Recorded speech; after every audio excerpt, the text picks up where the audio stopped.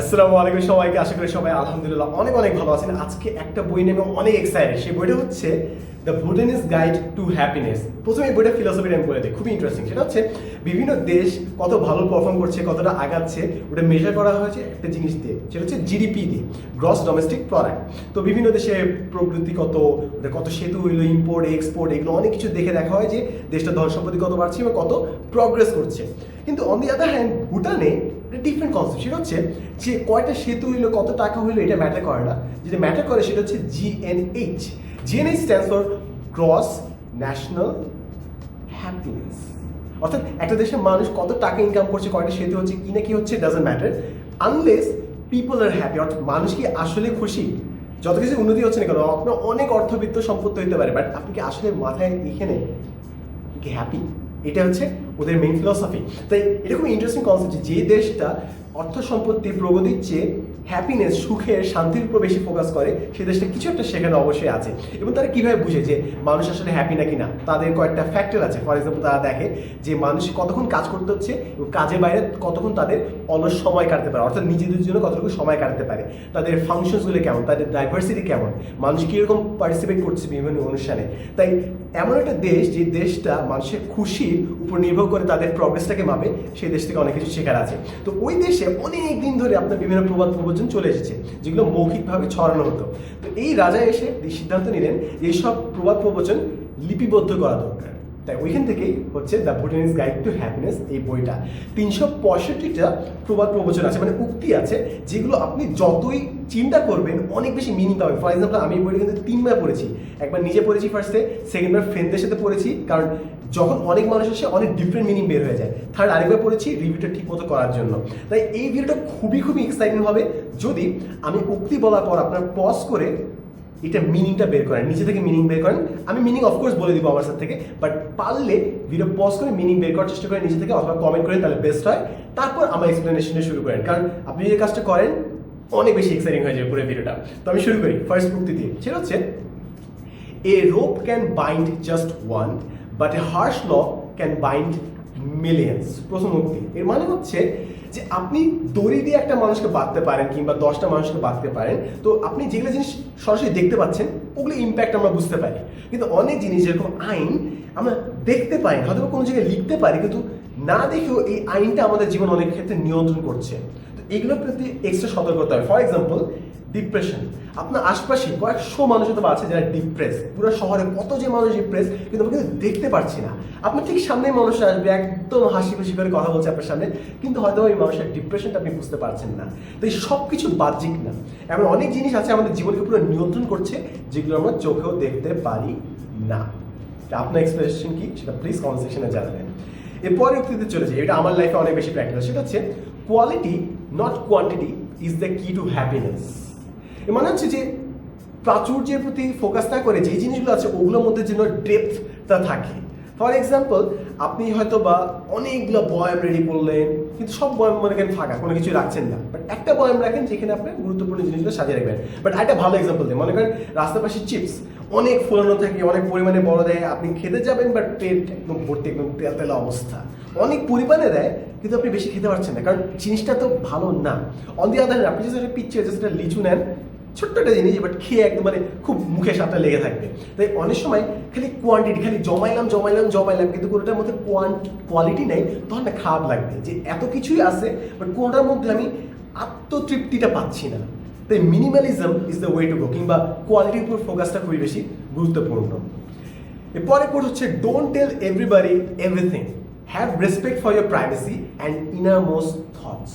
এটা আমাকে অনেক বেশি চিন্তা করেছে, কারণ আমি একটা ভুল ধারণা এতদিন ছিলাম। সেটা হচ্ছে যে আমি যদি স্বচ্ছ হতে চাই তাহলে আমাকে সব কিছু শেয়ার করতে হবে। আর এই ভুল ধারণাটা মেইন কনসেপ্ট হচ্ছে যে সব কিছু শেয়ার করা মানেই স্বচ্ছতা কিন্তু না। আপনার কিছু প্রাইভেসি থাকতেই পারে, আপনার নিজের ব্যক্তিগত জিনিস থাকতেই পারে, ওগুলো আপনি শেয়ার করলে যে আপনি স্বচ্ছ এমন কিন্তু না। আপনি যদি ভালো ইন্টেনশনে মানুষের সাথে কাজ করেন, অটোমেটিক আপনি তাদের সাথে একটা স্বচ্ছতা মেনটেন করতে পারবেন। বাট ওদের কাছে স্বচ্ছ প্রমাণ করার জন্য, জেনুইন হওয়ার জন্য আপনি যদি সব কিছু শেয়ার করে দেন, তাহলে আপনার নিজেরই বিপদ আসবে, কারণ আপনি যত জিনিস পাবলিক করবেন তত জিনিস আপনি ঝামেলায় পড়তে পারেন। তাই নিজের প্রাইভেট চিন্তা ধারণাগুলোর মধ্যেও একটা সম্মান রাখা উচিত, একটা আত্মসম্মান রাখা উচিত। এরপরে কোডটা হচ্ছে, A tailor is never satisfied with his alterations, but he is always satisfied with the leftover pieces of clothes. এটা খুবই অসাধারণ একটা ডায়লগ আমার কাছে মনে হচ্ছে। সেটা হচ্ছে যে একটা কাপড়ের টেইলার, তিনি হয়তো বা অনেকগুলো মাপযোগ করে একটা কাপড় বানাচ্ছেন, হয়তো ওগুলোতে খুশি না, কিন্তু তখন যিনি কাপড়টা বানানোর শেষে যখন দেখলেন যে অনেকগুলো কাপড় অবশিষ্ট রয়ে গেছে, তখন তিনি খুশি হন। অর্থাৎ অবশিষ্ট কাপড় দেখে তিনি খুশি হচ্ছেন, জামাটা কেমন আছে না ওইটা তার ম্যাটারে না। অর্থাৎ আমরা অনেক সময় ভুল জায়গায় আমাদের গুরুত্বটা আরোপ করি। ও জিপিএ 5.6, জিপিএ 4, 3.92, বাট কি শিখছে না শিখছে ওইটা আমরা ঠিক মতো দেখতে পারতেছি না। ও এত কিছু খাওয়া দাওয়া করছি, একদম ওইখানে বিরিয়ানি টিরিয়ানি সব ছিল, আসলে কি নিউট্রিশন পাইছি নাকি না এটা ম্যাটার করতেছে না। অনেক অর্থ সম্পদ গ্যাদার করছি, অনেক এইসব বাড়ি গাড়ি সব আছে, আসলে কি সে হ্যাপি, এই ক্ষেত্রে আমরা ফোকাস করছি না। যে অনেক সময় আমরা ওই টেইলারটার মতো অবশিষ্ট কাপড়ের উপর ফোকাস করতে যে আসল যে জিনিসগুলো ম্যাটার করে ওগুলোর খেই হারিয়ে ফেলি। তাই আমরা যেন সঠিক জিনিসগুলোর উপর আমাদের গুরুত্বটা আরোপ করি।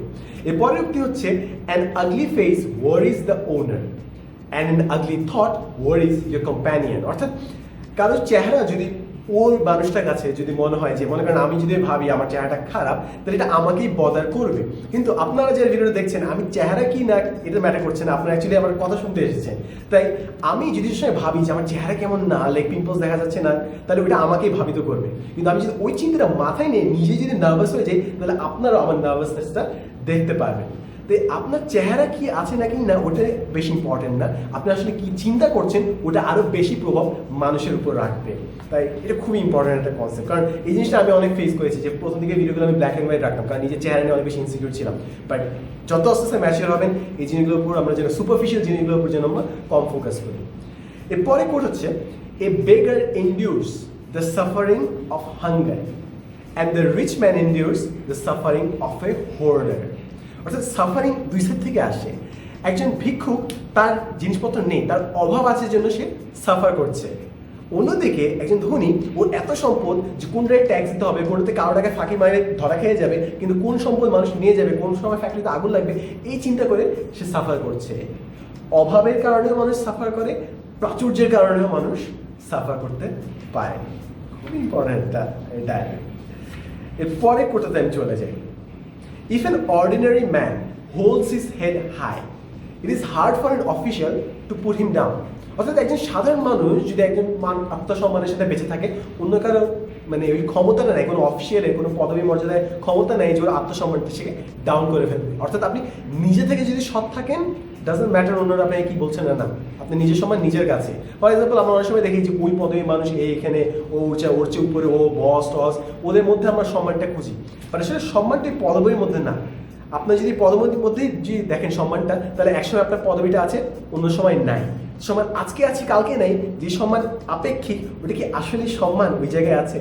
এটা কি মানুষের জন্য সম্মান নাকি পদবীটার জন্য সম্মান? এবং যদি পদবীটার জন্য যদি সম্মানটা হয়, তাহলে ওই সম্মানটা আপনার না। আপনার যে সম্মান সেটা হচ্ছে আপনার আত্মসম্মান, এবং যদি আপনার আত্মসম্মানটা থাকে, ওটা অন্য কেউ হয়তো আপনার কাছ থেকে ছিনে নিতে পারবে না, কারণ আত্মসম্মান একটা হায়ারার্কিক্যাল ব্যাপার না। এরপর আমি ফাইনাল কোর্টে চলে যাই, সেটা হচ্ছে, digging into the meaning of words is like digging in mud. The deeper you go, the more you will find. এটা হচ্ছে বইয়ের শেষ পেজে, এবং বলা হচ্ছে যে আমরা কাদা যতই সরাবো, যতই আরো ভেতরে যাবো, ততই আরো কাদা খুঁজে পাবো। ঠিক একইভাবে আমরা যতই ওয়ার্ড নিয়ে ঘাটাঘাটি করবো, তত বেশি মিনিং খুঁজে পাবো। এখন জিনিস হচ্ছে যে এতক্ষণ ধরে আমরা তাহলে কি করলাম? See you in the next episode, and as always, thanks for watching.